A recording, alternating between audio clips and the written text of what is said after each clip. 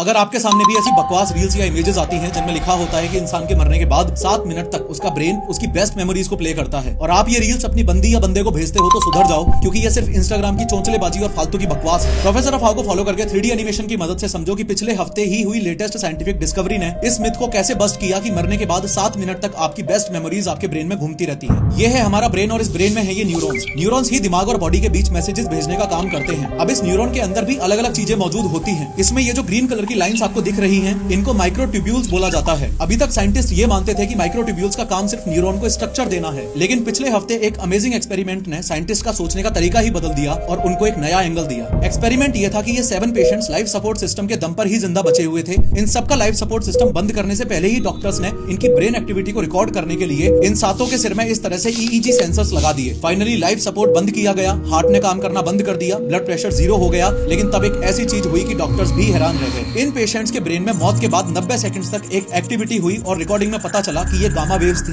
हमारे ब्रेन में अलग अलग तरह की waves depending on the task move करती रहती हैं। अब ये गामा वेव्स तब बनती हैं जब हम कोई इंटेंस क्रिटिकल थिंकिंग या इंसाइटफुल काम कर रहे होते हैं। इन शॉर्ट 7 मिनट्स नहीं, ब्रेन सिर्फ 90 सेकंड्स तक एक्टिव रहा और ये जरूरी नहीं कि बेस्ट मेमोरीज रन हो रही हो। ब्रेन उन 90 सेकंड्स के लिए क्रिटिकल थिंकिंग कर रहा था, बस यही सिग्नल मिला है। बाकी इंस्टाग्राम पे जो चल रहा है वो बस कंटेंट के नाम पे चूतियापा है।